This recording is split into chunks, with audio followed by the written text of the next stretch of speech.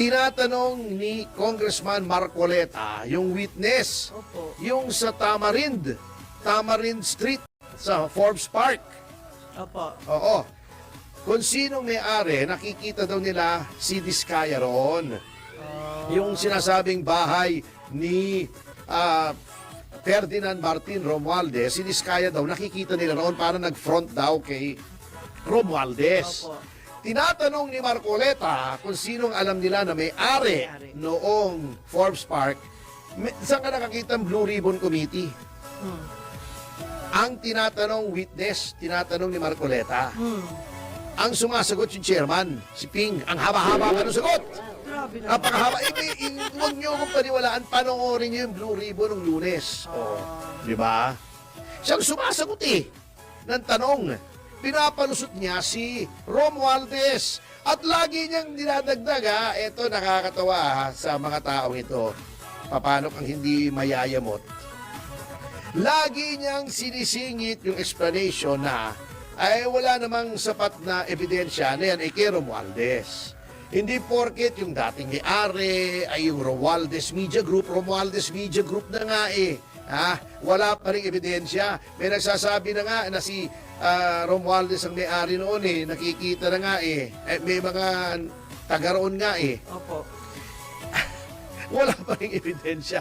Paano magkakaroon ng honest to goodness na Blue Ribbon Committee kung mulat sa laging sinasabi ng Blue Ribbon Committee Chairman, walang kinalaman si Romualdez dyan. Meron na siya agad opinyon, meron na siyang opinyon kung sino mas credible, kay Diskaya, kay Alcantara. Paano ka makakakuha ng patas na investigasyon kung meron ng preordained na conclusion yung chairman? Di ba? Di siya na humatol. Kaya nga, di mag-isa na lang siya, parang si Andy tapos Reyes, na. yung ICI, di ba? Opo. Nasa ICU na. Yung ICI. Kasi naghihingalo na di ba? Ganun. Sinasabi na ni Marcos Jr., ang ICI is near the end of its life. The ICU na. Opo. Ay, ganun. Terminal na. Naghihingalo na. Naka-respirator na. Opo. Yun ang nangyayari. So, wala tayong maasahan sa ICI. Wala naman lumabas na maayos doon Puro executive session. Opo. Di ba sinasabi nga natin yung ICI, Kingkoy. Grabe na. Sa dami-dami ng pinatawag, meron pa silang rules on live streaming para ma-live stream daw yung testimonya ng mga iniimbestigahan nila kasi kailangan daw transparent. Di ba? Pinapaalam sa mga taong bayan kung ano nangyayari. Ay di ba lahat executive session, puwera lang isa. Sino po? Isa lang ang in-stream nila pagkatapos natakot yata sila kasi nakikita ng mga taong bayan yung katotohanan, ayon lang ibigay yung katotohanan. Pag nag-live stream, lahat. Dumating si Arjo Atayde, executive session. Dumating si Sandro Marcos, executive session. Walay! Wala nang nag-iintindi sa ICI. May narinig ka pa bang mga balita tungkol sa ICI? Wala, kasi wala nang kabuluhan Ano yun, sir? Sila-sila lang ang nag-usap? Sila lang. Ayon lang paalam sa taong bayan. Wala talaga. Wala. Executive session, di ba nung una, high hopes tayo Opo. Wow, ICI. Kasi natuwa pa nga kami. Opo. Di ba? Sabi pa nga, okay. Nakinig si Pangulong Marcos sa sigaw ng bayan na magkaroon ng independent commission na mag-iimbestiga nitong floodgate. Nitong iskandal sa flood control at sa mga substandard na infrastructure. Ano nangyari? Kamote. Wala na. Kaya yun, below sea level yung trust rating niya, walang nagtitiwala sa kanya. Oh my God. Pateho, ganyan nga Pagkatapos, si deny. Unang-una, sinabi, wala daw silang kinalaman doon sa nag-file ng impeachment. Sino maniniwala sa iyo? Ang nakakatawa kasi, napaka hindi sila creative, di ba? Wala naman silang mahanap na abogado kundi yung identified na kakampi nila. Kita mo, ang sinasabi, itinatanggi nila siya. Siyempre, meron ba naman tao na aamin Opo. sa mga kabuktutan na ginagawa, di ba? Opo. Ang nag-deny pa, si Auntie Claire yata, sino maniniwala dyan, di ba? Oo.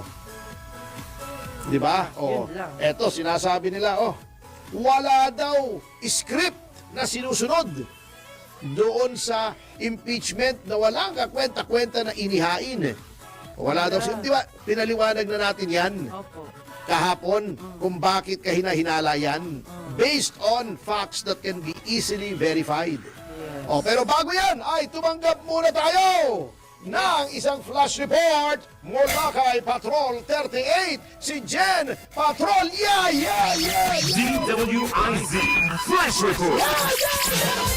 Inihain ni na dating Senador Antonio Sonny Trillanes IV at Civil Society Group na The Silent Majority ang panibagong reklamong plunder at graft laban kay Vice President Sara Duterte sa Office of the Ombudsman. Ayon sa grupo, pinalalawak ng reklamo ang isinampa noong December 2025 kaugnay ng confidential funds at sumasaklaw umano sa mga katiwalian o panunungkulan ni VP Sara bilang kalihim ng DepEd at alkalde ng Davao City. Kabilang sa mga aligasyon ng sinasabing plunder at malversation ng 650 million pesos na confidential funds ng Office of the Vice President at DepEd, 2.7 billion pesos na confidential funds na nabilang sa siyang Natin papatulan yan at talagang natin. Yan! Kumanana naman si Trillanes! Hindi na natin papatulan yan at talagang natin walang kakwenta-kwenta yan.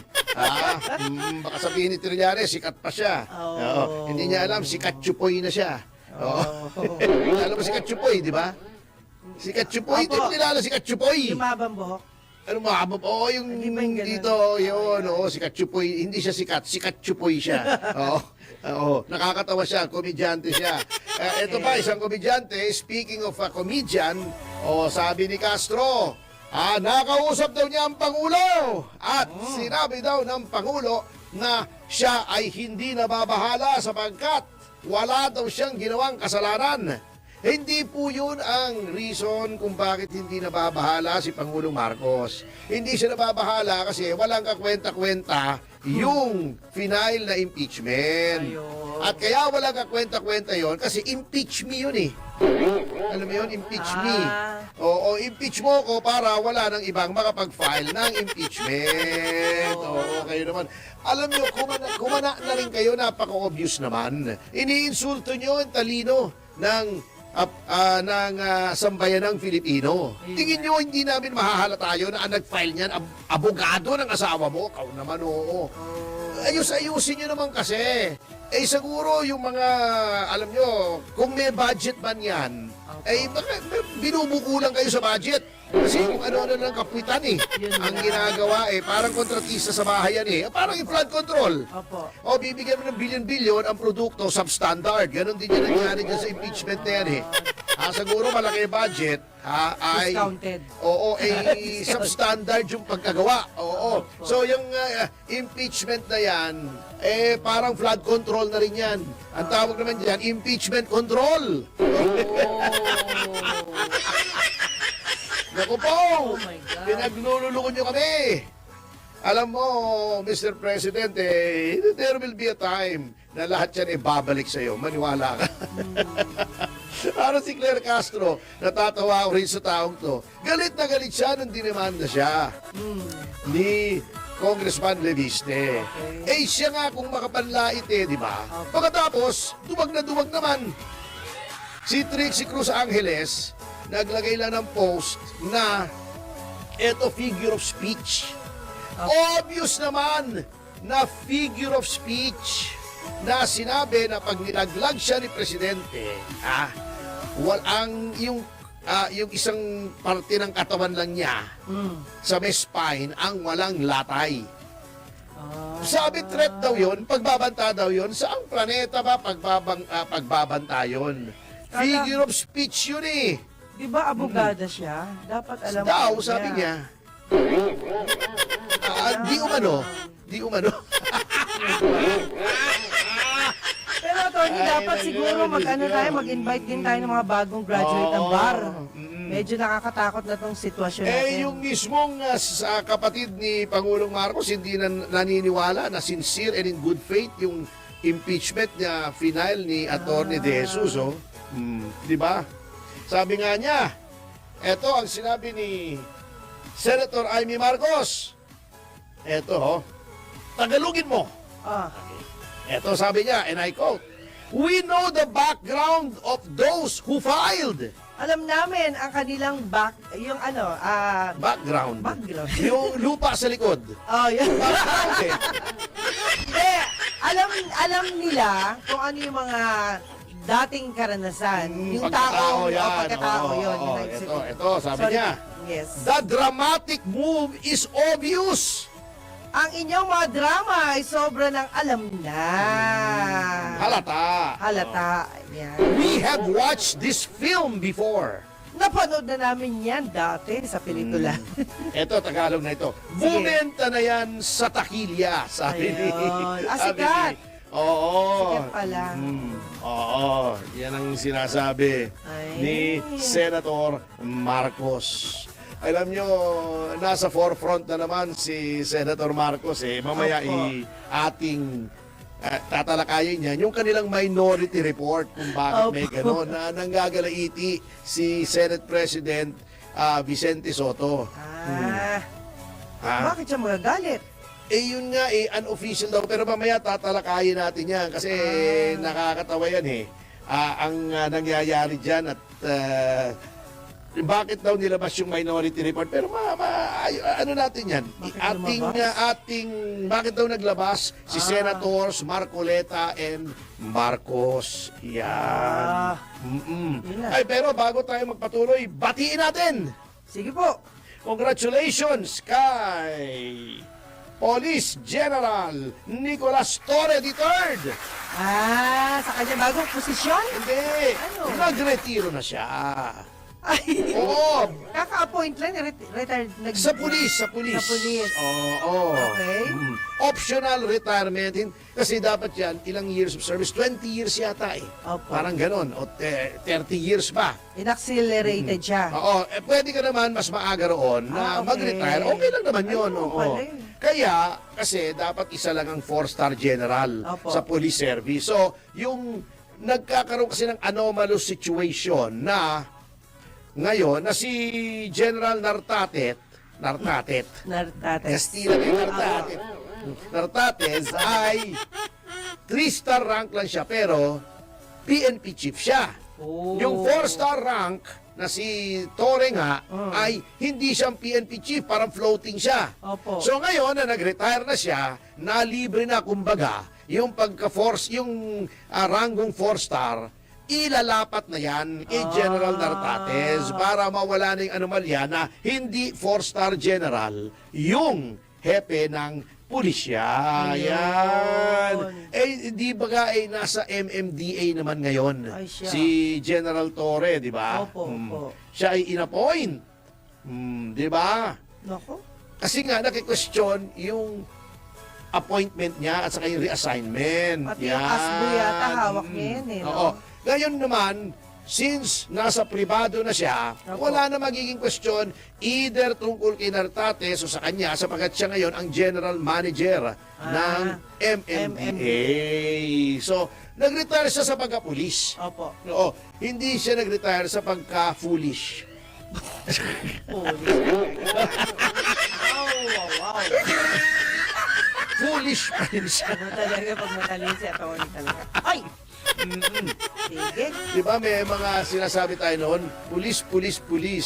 Anong Moy, matulis? matulis. Ikaw talaga. Ayan. Narinig ko lang yan, ha? Ganun ba?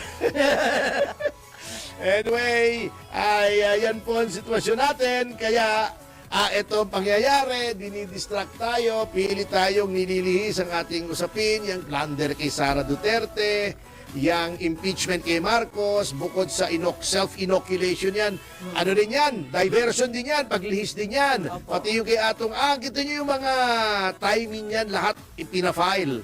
Kung kailan matatapos na yung Blue Ribbon at lumalabas na naman yung pangalan ni dating Speaker Romualdez at pag nandiyan na si Speaker Romualdez, ang sabi ng iba, ay can the president be far behind? Yun ang sabi nila. So para malihis doon, yan, plunder ni Trillanes, Oh my goodness. yung impeachment na walang kakwenta-kwenta, yan, oo, yung sa DOE, yung kay Leviste, paninira kay Leviste, grabe yung paninira ngayon kay Tingin. Leviste, ano? Oo. Ano po? Anyway, magpapatuloy po ang ating pag-aaral sa pagbabalik ng Yes, Yes, Show, Topas!